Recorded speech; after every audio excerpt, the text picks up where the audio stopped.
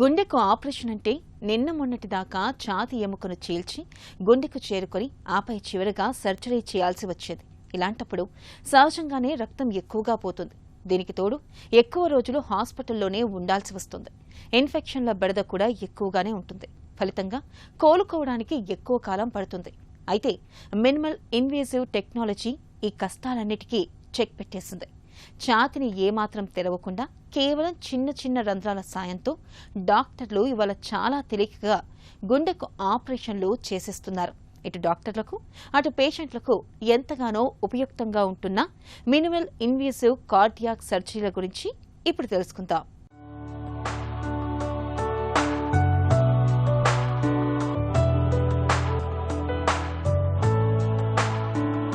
నిన్నటి వరకు గుండెకు ఆపరేషన్ అంటే ఒక మేజర్ సర్జరీ.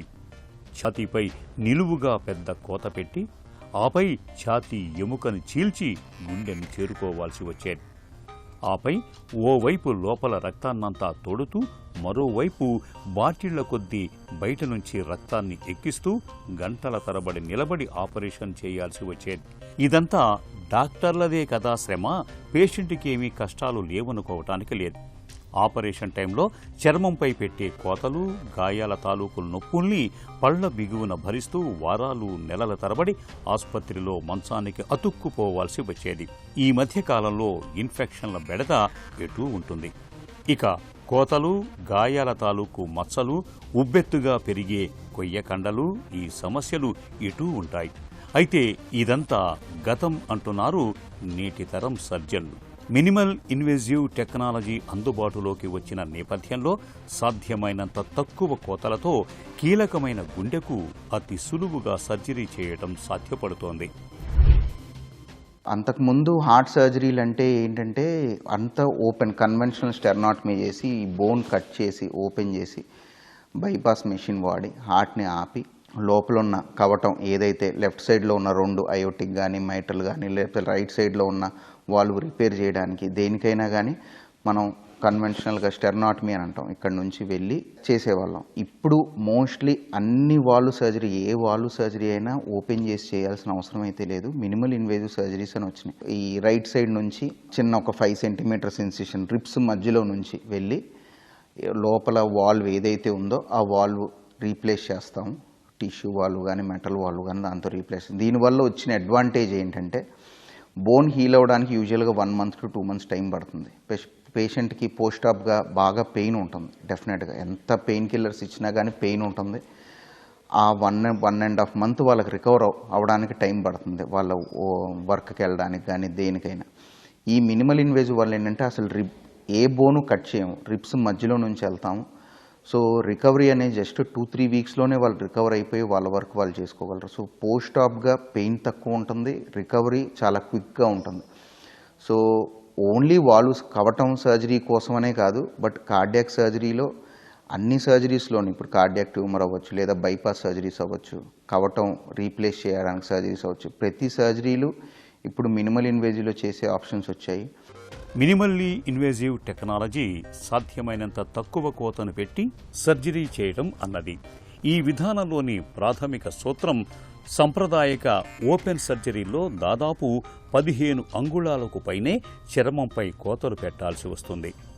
దీనికి భిన్నంగా మినిమల్ ఇన్వేజివ్ పద్ధతిలో కేవలం 5 సెంటీమీటర్లు, వీలైతే అంతకంటే తక్కువ పరిమాణంలోనే కోత పెట్టి ఆపై మైక్రోస్కోపిక్ పరికరాలను పెడుతూ సర్జరీ చేయడానికి వీలవుతోంది. మినిమల్ ఇన్వేజివ్ పద్ధతిలో ఛాతీని పూర్తిగా తెరవాల్సిన అవసరం లేకుండానే, పక్కటెముకల్ని వేరు చేయకుండానే ఛాతీపై చిన్నపాటి కోత పెట్టి గుండెకు సర్జరీ చేయగలుగుతున్నారు. తక్కువ కోత పెట్టడం మూలంగా రక్తస్రావం తక్కువగా ఉంటుంది, నొప్పి తీవ్రత కూడా ఎక్కువగా ఉండదు, ఇన్ఫెక్షన్ల రిస్క్ దాదాపు 0 అని చెప్పవచ్చు. పేషెంట్ కూడా వేగంగా కోలుకుంటారు.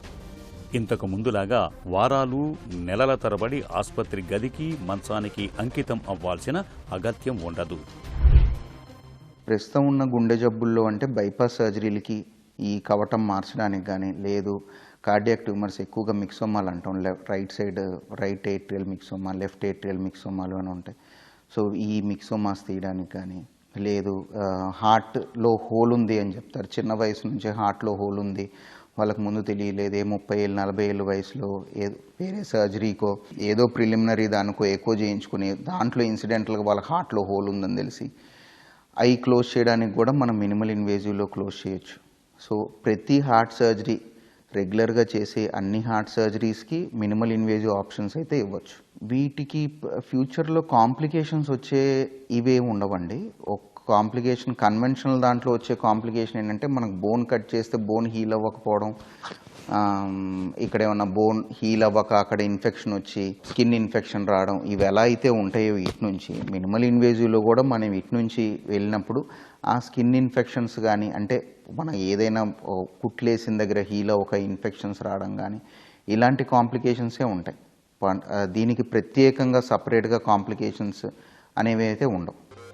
తక్కువ కోత పెట్టి సర్జరీ చేసే మినిమల్ ఇన్వేజివ్ విధానంలో గుండెను ఆపకుండానే హార్ట్ లంగ్ మిషన్ వాడకుండానే పక్కటెముకల మధ్య కేవలం 3 నుంచి 5 అంగుళాల కోతను పెట్టి గుండెకు చాలా తేలికగా ఆపరేషన్ చేయొచ్చు.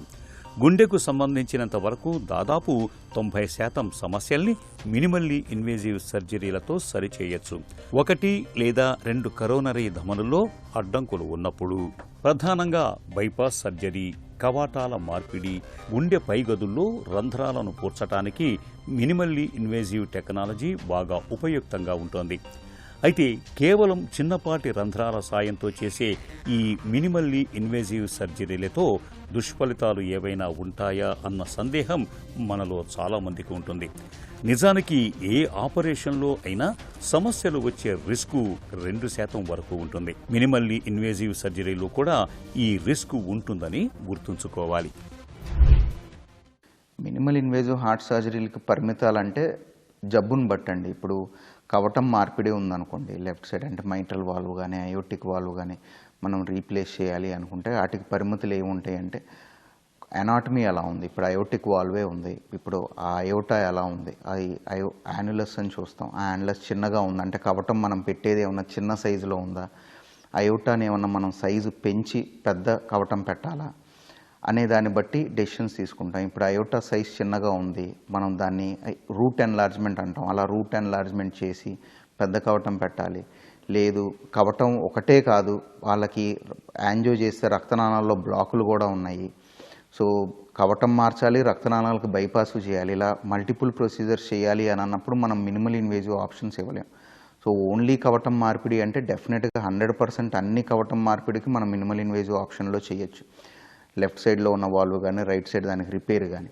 అండ్ ఇంకోటి ఈ కవటం కాకుండా బైపాస్ సర్జరీ అంటే రక్తనాళాల్లో బ్లాక్లు ఉంటే మనం బైపాస్ సర్జరీ చేయాలి. వాటికి కూడా మోస్ట్లీ అందరూ ఓపెన్ హార్ట్ సర్జరీకి వెళ్ళి బైపాస్ సర్జరీ చేయించుకుంటారు. ఇందులో పరిమితులు ఏమున్నాయి, ఇందులో మెయిన్గా ముఖ్యంగా చూసేది రక్తనాళాలు ఎలా ఉన్నాయి అంటే బ్లాకులు ఒక దగ్గర బ్లాకులు ఉన్నాయా, 2-3 దగ్గర ఉన్నాయా, రక్తనాళాలు అన్నీ పైనుంచి కింద దాకా బాగా సివియర్గా జబ్బుబడి ఉన్నాయా, ఇంకోటి హార్ట్ ఫంక్షన్ ఎలా ఉంది, ఈ రక్తనాళాల బ్లాకుల వల్ల హార్ట్ ఫంక్షన్ ఏమన్నా దెబ్బతినిందా అంటే ఇప్పుడు రక్తనాళాల బ్లాకులు అనేవి ఎప్పటి నుంచో ఉంటాయి, వాళ్ళకి సిమ్టమ్స్ వల్ల వీటి వల్ల ఇప్పుడు యాంజియో చేసి బయటపడతాయి. సో వాళ్ళకి ఎంతలోపు రక్తం ఎల్లక కండరానికి ఆ హార్ట్ ఫంక్షన్ అనేది దెబ్బతినిందా, యూజువల్గా 60-70% ఉండాల్సిన హార్ట్ ఫంక్షన్ దెబ్బతిని వాళ్ళకి 40-30 ఇట్లా దెబ్బతిని ఉన్న హార్ట్ ఫంక్షన్ వాళ్ళకి ఏంటంటే అలాంటి వాళ్ళకి మినిమల్ ఇన్వేజివ్లో సర్జరీ చేయాలంటే రిస్క్ ఎక్కువగా ఉంటుంది. ఎందుకంటే మనం సర్జరీ చేసేటప్పుడు గుండెకి అటాక్ రావడం కానీ లేదా ఈ మినిమల్ ఇన్వేజివ్ సర్జరీ నుంచి చేయడానికి అవి హార్ట్ సైజు పెరిగిపోయి అనుకూలంగా ఉండవు. సో అట్లాంటి పరిమితులు ఉంటాయి. అవి మనం ఎక్కువ చేసి యాంజియో చూసి రక్తనాళాల బ్లాక్లు ఎలా ఉన్నాయి, ఎక్కువ ఫంక్షన్ ఎలా ఉంది, వీటిని బట్టి వీళ్ళకి మినిమల్ ఇన్వేజివ్ మనం చేయొచ్చా, ఓపెన్ హార్ట్ సర్జరీకి వెళ్ళడం బెటర్ ఆప్షనా ఏంటనేది చెప్తాం. సో ఏదైనా పేషెంట్కి ఏది రిస్క్ తక్కువలో మనం ఎక్కువ బెనిఫిట్ ఇవ్వగలమో దాన్ని బట్టి మనం ఆప్షన్ ఇవ్వగలం. వయసుతో పాటు మన శరీరానికి కూడా శస్త్రచికిత్సల్ని తట్టుకునే సామర్థ్యం సన్నగిల్లుతుంది. ఇలాంటి పరిస్థితుల్లో అన్ని సందర్భాల్లోనూ యాంజియోప్లాస్టీ వంటి విధానాలు పెద్దగా అనుకూలించవు. తప్పనిసరిగా ఓపెన్ సర్జరీకి వెళ్లాల్సి ఉంటుంది. అయితే ఇలాంటప్పుడు ఓపెన్ సర్జరీల కన్నా చిన్నపాటి రంధ్రాల సాయంతో చేసే మినిమల్లీ ఇన్వేజివ్ సర్జరీలు పేషెంట్లకు బాగా అనుకూలంగా ఉంటాయి.